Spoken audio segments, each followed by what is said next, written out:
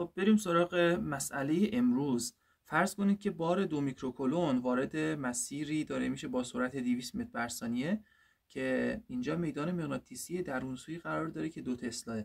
به ما گفتن تندی ذره رو پس از 2.5 ثانیه به دست بیارید. خب نگاه کنید بچه‌ها، من ابتدا از اون خاصیت کار و انرژی میخوام استفاده کنم. یه سوال واقعا مفهومیه.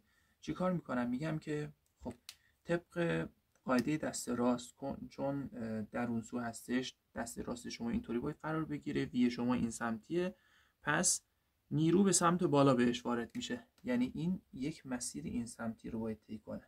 خب یعنی اینو میخوام بگم که الان وارد مسیر که میشه، بعد یه مدتی حالا وارد این میدان این سمتی میشه.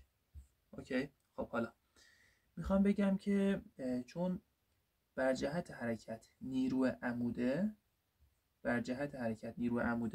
ما طبق اون داستانی که توی فصل کار انرژی یاد گرفتیم گفتیم که کار بود F D کوسینوس 90 درجه. چون کوسینوس 90 درجه صفره، پس کار کلی که روی جسم داره انجام میشه صفر. خب حالا کار کل من رو به کجا میرسونه؟ کار کل من رو به دلتا کا میرسونه، یعنی کا2 منهای کا1. خب چون کار کل من مساوی صفره، حالا کا1 که بفرستیم ور میشه چی؟ کا2 مساوی کا1. این چی میگه بهت میگه که تندی در هر لحظه با تندی اولیه تو این داستان با هم مساوی هست. یادت باشه این یک حرکت سیکلوترونیه، یعنی سرعت ذره تغییر نمیکنه.